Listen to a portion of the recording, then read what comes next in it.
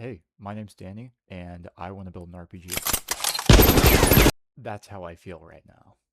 So to give you guys some context, I started working on this project on May 21st, and so I've spent, roughly 20 days working on it.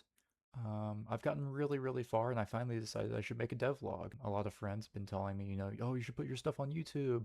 The entire time I've just been putting like little clips of what I've been making on Instagram, but if I really want to expand my reach and show people what I'm making, decided, yeah, sure, I'll go ahead and upload to YouTube, I guess. So here I am doing that now, and I've never done it before. Um,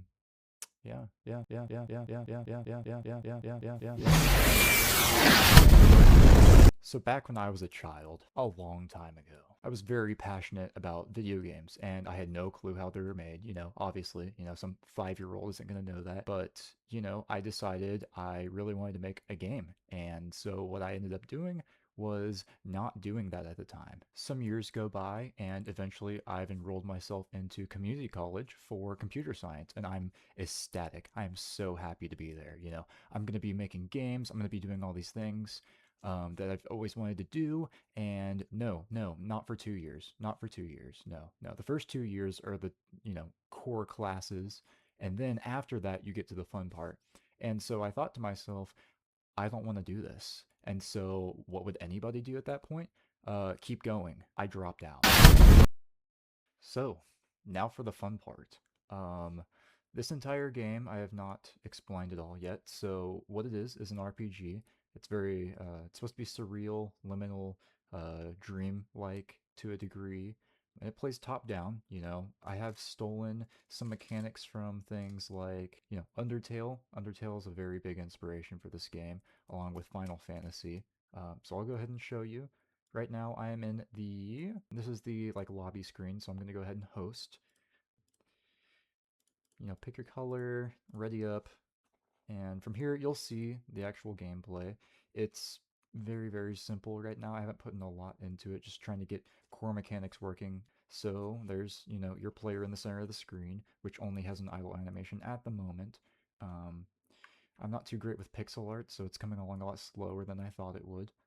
I do have dialogue working. This is where you get the soul lens. And so that's, the new topic that brings me to is the soul lens, or lenses really are a very big part of this game. So the soul lens allows you to view an enemy's soul, and that's how you actually attack and defeat an enemy. Bring their soul's integrity to 0 is how you forever get rid of that enemy. So don't worry about that. If we come over here, I can give you a great example. This is the first enemy I ever added. And so hitting 1 brings you into Soul View. Um, all these renders I've done myself, and it's basically an MP4 running in the background. So if I engage, I have 4 options, attack, item, analysis, depart. Analysis shows you your own HP. Um, attack, you get to attack, and I'm currently using a specific weapon that does that certain pattern. And then you can see here, there is just different types of attack. This one's burden stack, so these things fall from the sky and you have to dodge them. Now, I'm going to go ahead and close this. There are 3 current types of enemies in the game. That one you saw was called Sync Gaze. It uses gravity-based attacks, so obviously there were attacks piling up. There's another one named Cinder Winds, and it uses fear-based attacks.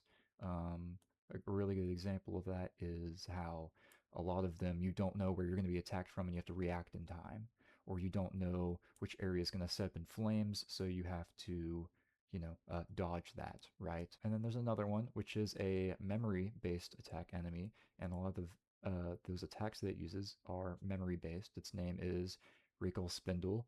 It's a brain parasite that destroys your memory. So in the game, you also have a map, right? So every room that you enter, you have a map, and it fills out for everyone that you enter. The whole idea is that being attacked by that enemy removes some of its, uh, you know, icons that have shown up. So you'll lose bits and pieces of the map as you take damage from that enemy. Additionally, other than the soul lens, there will be the traversal lens, and the traversal lens is used to enter these secret kind of 3D areas. I've actually created a editor for this, which I would love to show off now. Um, it's pretty simple. You can create 2D rooms here, so I can place my NPCs, my enemies, items, weapons, whatever.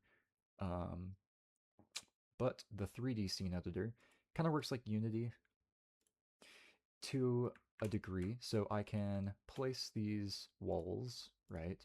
And I can place lighting as well. I have a wheel that comes up, and I kind of took some inspiration from VR chat on this wheel just to kind of, use it easier. I think this is the best option. So if I go to objects, use a light, and then I place this here. You can see there's obviously a light, right? Now, there I do use shaders. This is just without the shaders on to make it easier to understand and to build the levels that I want to build. But if I hit V, it brings up how the shaders function. So there's obviously darkness, there's kind of a static going on like VHS almost. And I think I've done a pretty good job of getting the lighting to work really well. Other than that, there's all sorts of different items, or not, sorry, not items, but different walls. We have a pillar, which is just kind of a smaller version of the wall. There's stairs, which are not quite stairs yet. It's really just a slope. But anyways, the cool thing about this is I can exit out of this, and I can now see I have my light here. I have my player spawn here in the center. Oh, and did not mean to do that.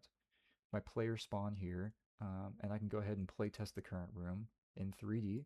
And so it brings me into this 3D view kind of thing, and I'm able to see, what the level's going to look like. Um, so that's a really big part of that that I'm very proud of. Um, Additionally, the way that the game really works is I have a private server that I pay for, and it runs this file here, which is the Thalora server file. Um, it basically is like the headless version of the game. It interacts with the player client full or file here and sends packages in between, checks for any sort of delay or latency issues, and updates them because yes, this game is online. There's a host option. You can join lobbies. It's up to 4 players consecutively. Um, but yeah, other than that, that's really where I've gotten so far. There's not a whole lot I can show off. Um, only 20 days.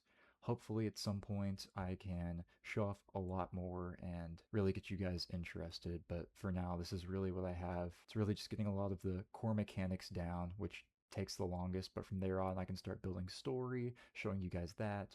More items, more weapons, more characters, more NPCs, more enemies, the whole shebang, right? But I want to thank you for watching and have a great day. Goodbye.